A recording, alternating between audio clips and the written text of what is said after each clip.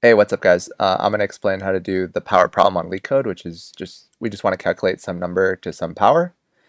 So I'm going to walk through an example to explain the intuition behind it. So let's say we have x to the 13th. This would be the same thing if we were to turn this 13 into binary.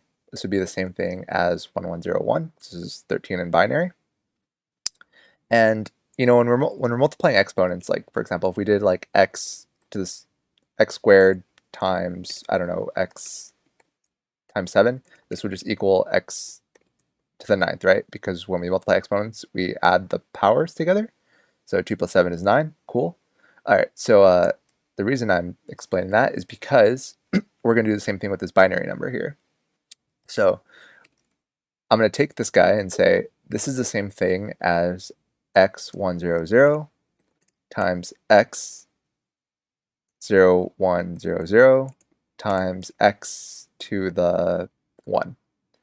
Okay, so all I did was I extracted out the ones. And if you want to know what this is in decimal, this would just be x to the 8 times x to the 4 times x to the 1, because 1 is the same. 1 in binary is the same thing as 1 in decimal. Okay, so, and this is, again, this would be x 13th equals this, x to the 13 equals this. So this is equivalent. This is equivalent to x to the 13th. So if you notice, there's a little pattern here of where whenever we really only care whenever there's a 1 in our binary number.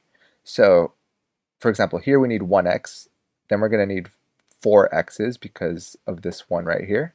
And again, this is x to the 4th. And then we're going to need 8 x's.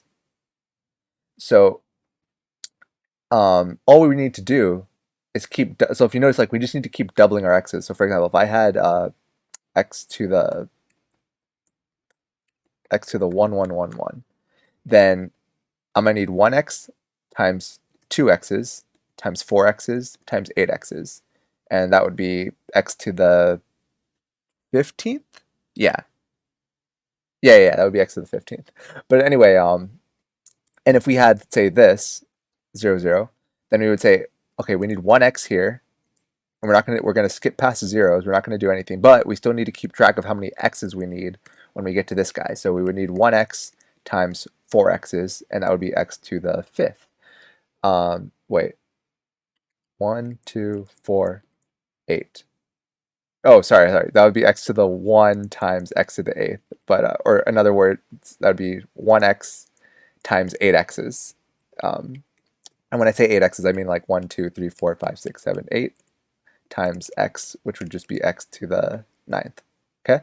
So we just need to keep track of whatever this product is. And I'm just multiplying here, just so you guys can see. Hopefully I have this clicking. But I'm just gonna, so now I'm gonna walk through the code.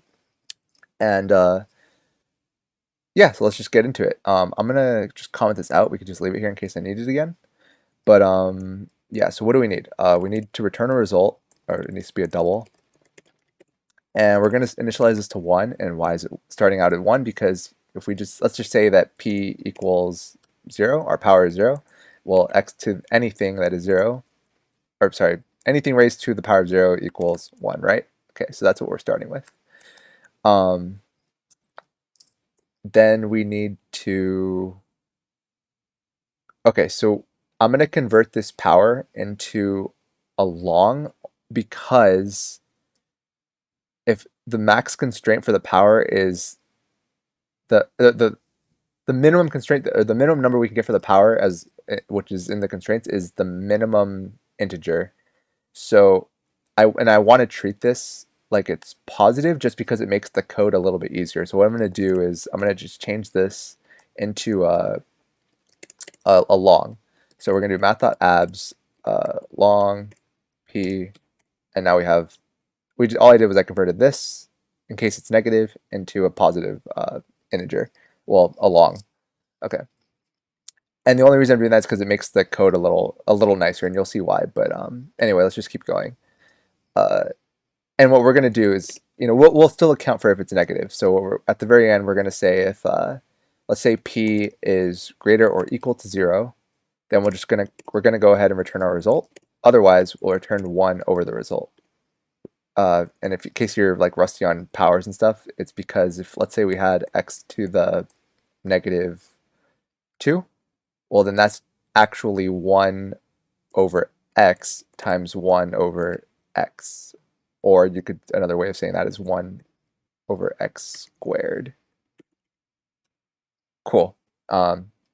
So that's why I'm doing 1 over result here. Okay, so hopefully that's clear, and let's just keep going with the meat of the code. So we have our result, we've converted our power to a positive thing, and now we want to say, well, power is greater than 0. And what we're going to do is we're going to keep shifting, we're going to go through all the bits in our power. So we're going to keep going through all the bits to find the ones. So for example, yeah, let's just copy this over here. So I want to loop through these bits, and if I get a 1, I want to multiply my result by that number of x's. And if I hit another 1, I need to multiply it by that number of x's. And eventually that'll give us our answer. So so what do we need to do? We need to check if the thing here, what is this? This would be result. No. Why is my brain freezing on this? Oh no, we're going through our power shoot. I don't know what. Sorry, I had to think about it for a second. So if this is our power, right? So we need to check if this guy is a 1. So we're doing if pow and 1 equals 1. So we're just checking if that's a 1. If that's a 1, then we need to multiply our result by our we need to multiply it by our x. So in the beginning, x is just plain old x. But what we're going to do is every time, so when we step to before we get to the next iteration, we're going to double our x's. And the way we're going to double our x's is we're just going to do x times equals x. So on the next iteration, this will so let's just say this was iteration 0, right? If this is the first iteration that I just did, x is just going to be x. But on the next iteration, on iteration 1, x will actually be x squared. And then on the next iteration it'll be x to the 4th. So we're just going to keep doubling our x's like this. And that's so that we have the appropriate number of x's as we're looping through this. Okay. So am I forgetting anything? Oh yeah, so and then finally we just want to, I guess I'll just put it right here. We need to get rid of this bit so we can move on to the next binary number, or the next digit in our binary number. So we just want to do power shift it by 1. Okay. And if you don't know what that syntax is, that's just power equals power shifted by 1. It's the same thing. It's just syntactic sugar. Okay, so I think that is it. Am I missing anything? I want to say this is it. I'm just gonna run it, see what happens.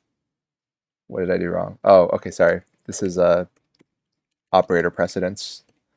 Okay, so I just grouped this together. Okay, so let's just run that.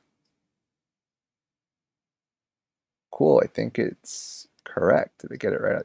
Get it right? Yep. All right, so that's how you do POW and think of it in terms of binary. So hopefully that helped, and if it did, you can give the video a thumbs up. You can subscribe if you want. I do videos like this every now and then, maybe once a week. Oh, one last thing. I should go over the time complexity really quick. This is just log n in terms of time. It's O1 space, obviously, because we're not creating any extra things other than some constants or some variables. But it's log n time because we're just dividing our power, we're dividing our power by 2 here every time. So eventually we're going to hit 0. And you could say, you could even argue that this is constant time because it's an integer. We're only going to loop through 32 bits, right? Because if we're just shaving off a bit every time through every iteration, so this will happen at most 32 times. So this is like O of 32, or you could just say it's O of log n of our power, because we're dividing. You could also think of it as we're dividing it by 2 every time. Okay, so that's the last thing I wanted to say. Okay, bye.